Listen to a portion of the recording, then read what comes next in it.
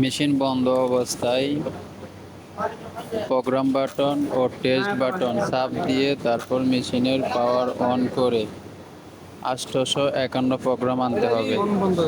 Highlight করতো এই button button সহ নতুন করে দিয়ে দাও উপরে লাগা 851 প্রোগ্রাম এনে তারপর প্লাস মাইনাস করলেই বুঝছো হোল ঠান্ডা পানি হোলের মেজারমেন্ট বড় ছোট হবে।